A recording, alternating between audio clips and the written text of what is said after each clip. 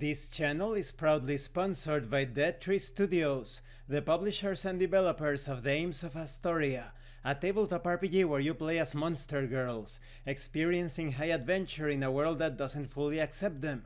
Please check out the links in the description and in the pinned comment. Hi, welcome to this part of my review featuring the Dread Thingonomicon. If you haven't seen the other parts of my review, featuring this collection of fantasy trappings for your tabletop RPGs, please check out the playlist in the description below. This time we are going to talk about the Fane of Good and the Farming Village. Let's start with the Fane of Good. Resplendent with tranquility and a sense of calm, each aspect of the architecture, layout, sacred objects and spirituality apes its patron's ideals and areas of concern. Perhaps you see that the veined stone patterns flow from the floor up the walls to the ceiling, seeming to give the impression the Fane is hewn from a single piece of stone. Maybe you are aware that a scent of some kind of floral perfume pervades the Fane. Breathing the aroma for more than a few minutes can cause mild euphoria. Perhaps you meet interesting beings within the Fane, such as Londinium Garfile, a scholar. This small pointy-nosed gnome wears short dark green robes and boots. He carries a large black satchel with him. There are also plenty of opportunities for adventure within and around the Fane.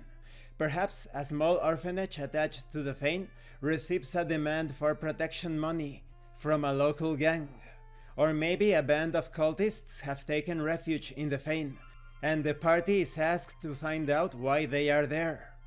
Then we have the Farming Village. Most rural farming villages are a hive of activity during the day.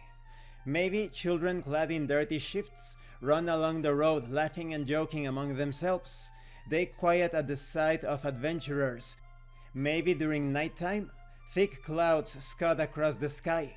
As they pass in front of the moon, the village is plunged into periods of near total darkness.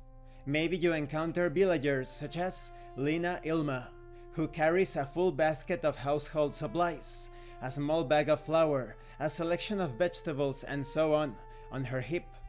Maybe you encounter travelers such as Franz Vito, who is an odd-job man and laborer for hire. Afflicted with an insatiable wanderlust, he never stays in a place for long. And within the village, perhaps you see a crumbling, dilapidated barn, standing amidst a stand of dense weeds and saplings. Maybe you see weeds, brambles and other bushes growing along the road, providing many places for wildlife and perhaps mischievous children to hide. And this concludes this part of the review. In the next part we are going to talk about the Fecund Jungle, as well as the Fort on the Borderlands. When it comes to the Fane of Good, this is most likely to serve as an adventure hub, or perhaps a place to gather information and allies. But of course the Fane can always be taken over by the forces of evil. When it comes to the village, the Farming Village specifically, this also serves a similar purpose. But when it comes to the villagers, perhaps they are attacked or besieged by some sort of calamity or great evil. So it's also an adventure hub and a fountain of endless quests. Who knows? And this concludes this part of the review. Don't forget to leave a like, a comment and subscribe.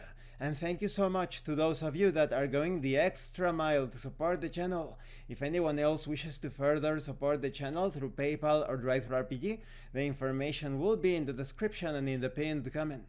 This has been Abraham El Jaguar, a professional game master. If you want me to run a game for you, please check out the pinned comment as well.